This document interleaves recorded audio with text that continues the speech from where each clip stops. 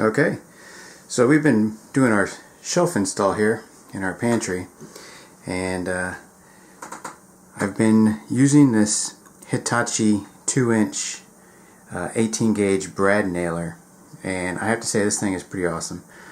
I had a generic brad nailer before, and it finally disappeared on me. I think it got lost in the move. Now this thing will do 5/8 of an inch. Let's see, 5/8. I guess it won't focus. To 2 inches, and I'm using 2-inch nails in here, and it's really, let's see if I can. It's really driving them in pretty good. Haven't had any jams on it. It is quite loud, I'll tell you that, but then any pneumatic tool is. It's got an angled pneumatic inlet here, and what that does is it helps keep your hose at arm's angle. Little oil in there every day or before use, and it seems to be working pretty good. You can change the area of the exhaust vent so it keeps it out of your face and your work area.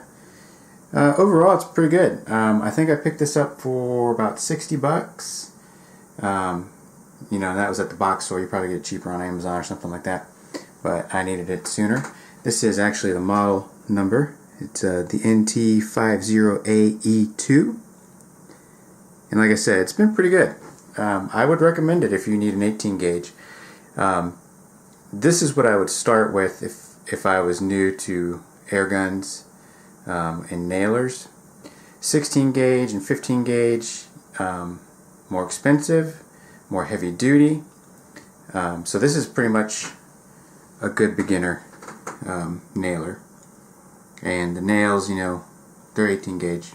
They work for light to medium duty stuff. I wouldn't be making or counting on them solely to make cabinets or anything, as I am not here with my shelves. I'm using these just to tack on the end caps and to go into end pieces and end grain and into the drywall in certain spots to help hold it up while I get it level and everything.